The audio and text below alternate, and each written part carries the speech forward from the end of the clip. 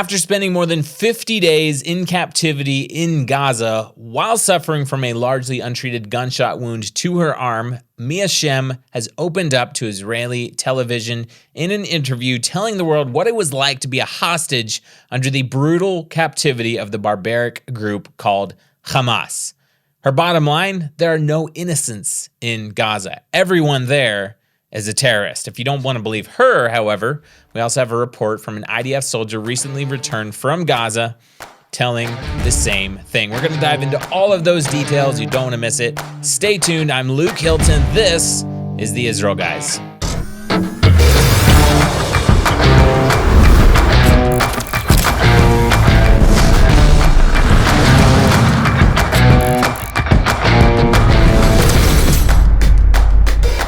Hello and welcome to the Israel Guys, where we believe that in a world of anti-Israel propaganda and Jew hatred, you should have a direct connection to the land and people of Israel. Nope, hasn't changed in 2024. Happy January 2nd, second day of 2024, where the Israel Guys are still with you, stronger than ever. I want to tell you guys, I know Josiah mentioned a couple of stats on yesterday's show, but we started 2023 with 150,000 followers, online followers across all of our platforms, ended 2023 with 313,000 followers across our platforms. We more than doubled, and as you guys well know, more than 10 million views. That was like 6x what we had in 2022, all because of you guys. And if you haven't done it yet, now is a great time to hit subscribe, hit that follow button, give us a rating on Apple Podcasts. Let us know in the comments if you're a new viewer. Make sure you hit all those notification bells.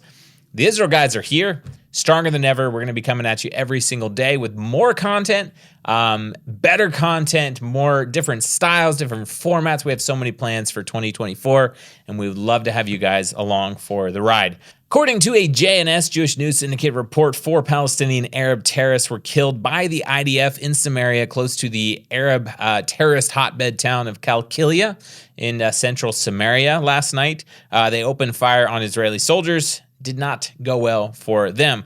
Also, 2 Israelis were wounded in a stabbing attack this Sunday, 2 days ago, just east of Jerusalem in Judea. I mention those things because a lot of people think, oh, it's quiet in Judea and Samaria, the war is in Gaza, or it's quiet on the northern Lebanon border. Guys, things are not quiet. We're also in very close contact with IDF soldiers and officers and security teams in the area.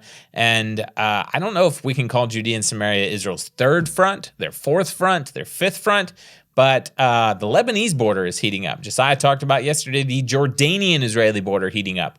The war is raging in Gaza, but there are still attacks and violence and unrest all across Judea and Samaria, what the world calls the West Bank. So that's at least, the fourth front? Also, we have Iran, so maybe a fifth front there. But for context, according to the same JNS report, since the start of the war against Hamas on October 7th, 2,550 wanted individuals have been arrested throughout Judea and Samaria in the Jordan Valley, West Bank, including 1,300 Hamas operatives, Hamas members. You thought Hamas was in Gaza and the peaceful Palestinian Authority was in the West Bank? Wrong. 1,300 Hamas members and 1,400 other or 1,200 other terrorists have been arrested across Judea and Samaria in the last 80-something days. What day of the war are we on? Close 80-something days now. I want to talk about the truth that is now coming out about captivity in Gaza, and I'm going to get into the interview with Shem, but just before we even dive into the details of her interview, I want to read a couple of quotes that that she said during her captivity or during her interview with Israeli television. She said, quote, "It's important for me to reveal the truth about the people who live in Gaza, about who they really are." This is an interview with Israel Channel 13 News. "I went through a Shoah. Shoah in Hebrew is the Holocaust, okay? Everyone in Gaza is a terrorist. Entire families are under Hamas. I realized I was staying with a family. I started to ask myself, why am I in a family home? Why are there children here? Why is there a wife here?"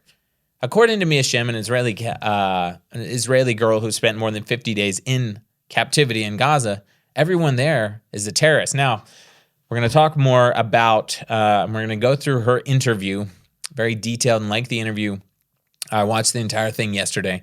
I want to go through that. But before that, just to back up what she's saying here about the fact that there's really no innocence in Gaza, there's another friend of mine, Amit Barak, who works for the Shem Samaria Regional Council, does a lot of great advocacy work for Israel. He sent out a report that I received yesterday. He said, and I want to read part of his report because it just confirms what Mia Shem says. He says, my team and me are out of Gaza, his IDF unit. There's no Hamas in Gaza. Gaza is Hamas. In every house we stayed in, we found evidence of support of terrorism, whether it's in Hamas or it's in the PLO, Fatah, and others. Every house had such signs of support for terrorism. A now very viral video, or I hope it's viral anyways, but I've seen it all over, so I'm assuming it's viral. IDF soldier is inside a house in Gaza, picks up an iPad, hits the screen button, and what pops up? A picture of Adolf Hitler, okay? It's probably a school child's iPad for going to school. What's on their lock screen or their home screen? Picture of Adolf Hitler. He goes on to say, Amit Barak goes on to say, even now among the ruins, children and old people pass by in the guise of innocents, carrying sacks and bags with explosive devices and weapons. The terrorists themselves are often without uniforms but appear to be civilians, and when they move through the streets from position to position, they try to disguise themselves as innocent civilians. There are no innocents in Gaza, and there is no such thing as uninvolves. Those who do not understand this still live in the naive perspective, and those who do not understand this still live in the naive view and are captive to the concept of before the 7th of October. There are no innocents in Gaza, and there is no such thing as uninvolves. The whole essence of Gaza is murder, rape, terror, blood, and evil. You know, the day after the war broke out on October 7th, Hayuvel and the Israel guys sprang into action to see what the greatest need was here in Israel. Obviously, we're based in Judea and Samaria, and as you just heard, this is definitely one of the fronts that Israel is facing in this war. Now, the 200 Jewish communities with 500,000 residents gave us a list of the equipment that they needed, and we sprang into action launching Operation Itai. To date, we've raised more than $3 million. Thank you guys so much. And we brought in thousands of pieces of equipment. We're talking protective vests, helmets, binoculars, thermal drones, regular drones, night vision equipment, the list goes, life-saving equipment, medical equipment, the list goes on and on and on. Now we're actually some of the first civilian groups to airlift supplies into Israel. Now the process is rolling. We're getting supplies in nearly every single day, and we're not stopping. Our goal is $29 million to properly equip all of the Jewish communities in Judea and Samaria. If you want to get involved with the project and see amazing impact videos and photos of the work that we're doing, you can verify it for yourself. Just go to OperationEtai.com, click the link down in the description below. Join us with Operation Itai today. OperationEtai.com, click the link down in the description below. So I watched the entire 30-minute interview that Mia Shem gave to Israeli television yesterday in Hebrew, had English subtitles, and I just want to bring home parts of her story, okay? Because it's so important for the world to understand what happened. You know, I'm seeing all over social media right now. It's just everywhere. People are saying, obviously a lot of people, I'm on Twitter or X, and a lot of people in Gaza tweeting about how they're so innocent and Israel's just bombing them in their homes and now they don't have access to basic supplies, right? And it seems heartbreaking. And all over the world, all over social media, everywhere, all across the internet, it's just ceasefire now, ceasefire now. President Biden, stop the war with Israel. Israel, stop bombing Gaza. Stop killing our kids. Stop this. Stop supplying weapons to Israel. Ceasefire now, ceasefire now, ceasefire now. Everywhere. That's what everyone seems to be. They're like, we care about all innocent human life. We don't care who's in the wrong. Just stop killing people, right? Well, my question is, why is no one saying, surrender now, surrender now, surrender now? Because do you realize the instant Hamas unconditionally surrendered and released the hostages, there would be a ceasefire? How about that? What if Hamas is just killing their own people? That's what's actually happening here. So Mia Shem, who kind of became a very well-known Israeli hostage after Hamas released a propaganda video early on after the massacre and kidnapping of her saying, "I'm being treated well, I'm okay, my captors are giving me much kindness," and then she says, "Please bring me home, I want to be released." Obviously, that was a propaganda video.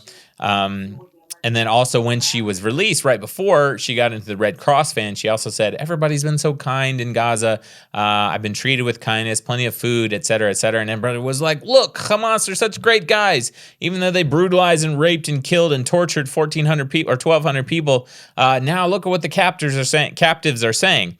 Well, now that she's been released and is able to tell her whole story, what really happened is quite different. So first of all, she says she was afraid of being raped the entire time she was in captivity because she was held 24/7 in a terrorist home along with his wife and children. Okay, hold on.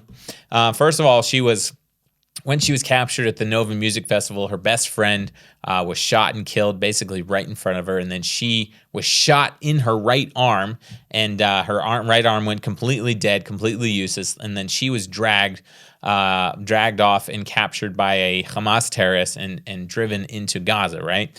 And so she is thrown into a room, and her arm goes untreated for like 3 days, okay? Finally, she's dragged out. They dressed her in full Muslim garb, a hijab, covered her face and everything, took her to some form of hospital. Heard a lot of reports that she was actually operated on by a veterinarian, not an actual doctor, but that's a little bit unclear. So after 3 days, she has some form of surgery. It seems like they kind of sedated her, but she was still sort of conscious. And she woke up to like a metal, very first world kind of like contraption on her arm. After that, though, that was basically all the medical attention that she got, and she had to change her own dressings for the rest of the time for the almost 2 months that she was in captivity. And after she was finally released, after like 55 days, she's even now, like she can't move her. I saw the videos. She could barely even hold her arm up in the air by itself. Like she's getting physical therapy and treatment on her arm after like 3 months ago of being shot in the arm. So barely recovering even right now. Obviously, like I talked about, Hamas made a propaganda video telling her to say she was being treated well. She was being very kindly treated. But she said in the interview later on with Israeli TV, like, what else could she say? She was afraid of being tortured, of being killed. If you've been captured, your best friend is killed right in front of your eyes, you're shot in the arm, you're dragged into captivity and thrown into prison, and then they shove a camera in your face and say you're being treated well. What are you going to say? That was her response in the interview. She was held in the home of the terrorist who captured her, along with his family, his wife, and his children. But she was put in a dark room with no windows and only access to a bathroom, basically not allowed to come outside of that room.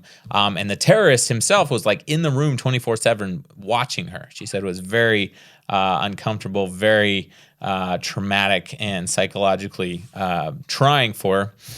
Every time she went into the bathroom, it had like a window with shutters on it, and she would stick her hand out the window and wave her fingers around because in the first propaganda video, she knew that people would have seen her hand, and she had a tattoo. She had some tattoos on the backside of her fingers. So she was just so desperate that she would stick her hand through the shutters, hoping that maybe IDF soldiers who were in Gaza would see her and recognize the tattoo on her hand and know that she was there. She would also talk to herself whenever she could in Hebrew, hoping that the IDF had the house under surveillance or maybe listening devices or listening through the phones or the internet, saying her name, who she was, that she was there.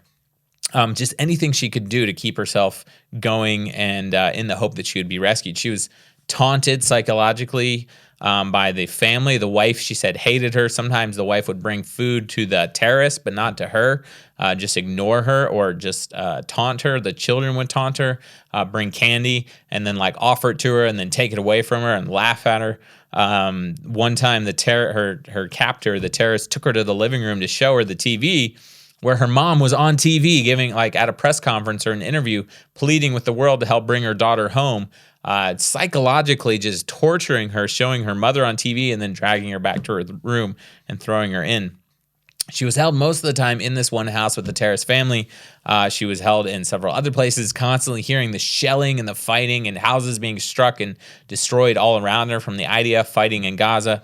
She was dragged into a tunnel later on in her captivity. She said probably 70 feet underground, where she was thrown in a little tiny room with other Israeli captors, other Israeli hostages. She said like every day for a while, terrorists would come in and say, "You're going to be released tomorrow." And then she would never be released. So it was another form of psychological warfare and psychological torture. And finally, 50-something days in, 5 minutes before they come in and say, "You're going to Israel," and they drag her out, throw her in a van. She gets driven to the border with Egypt, about to be put in a Red Cross vehicle, and they shove another camera in her face and say you were treated well, say you had plenty to eat, say you had plenty of medical attention. And again, she said, what was I supposed to do? I'm on the verge of being released, but I'm still in the hands of these awful barbaric terrorists. Obviously, I'm going to say whatever they tell me to say. And she did. And other hostages did the same thing. And now the world says, look, Hamas is the good guys. So again, just bottom line here is that every single person in Gaza, according to Shem, who's still recovering physically and psychologically. She says she feels so much guilt because she left other hostages in an underground tunnel and because she was chosen to be released back into Israel, just thinking about them for weeks and days longer and still being hostage inside Gaza, if they're even alive. According to the IDF themselves, no one is innocent inside Gaza. So we need to bust and shatter this myth that there's all these innocent people. And obviously, yes, there are innocent people in Gaza, but as a whole, the Gaza Strip put Hamas into power, supported Hamas, and continues to support Hamas even right now inside the Gaza Strip and inside the so-called West Bank. Hamas has to be destroyed.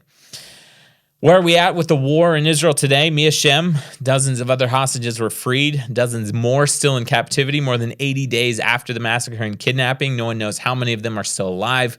The world is now calling on Israel unequivocally to stop fighting against Hamas, which would be a disaster for Israel and a disaster for the free world.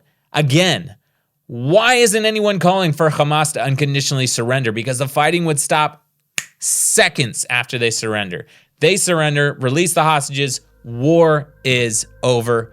Bottom line, period. Why is the world not calling for that? Guys, as we enter 2024, now's the perfect time to go and support Operation Itai at operationitai.com. Direct link in the description below. Would love to have you join in that project as we're going stronger than ever, supporting the Jewish communities all across Israel's biblical heartland. Don't forget to subscribe and get that conversation going down in the comment section below. As always, tune out the fake news, tune into what is actually happening here in the land of Israel. We're here every Monday through Friday with your direct connection to the land and people of Israel.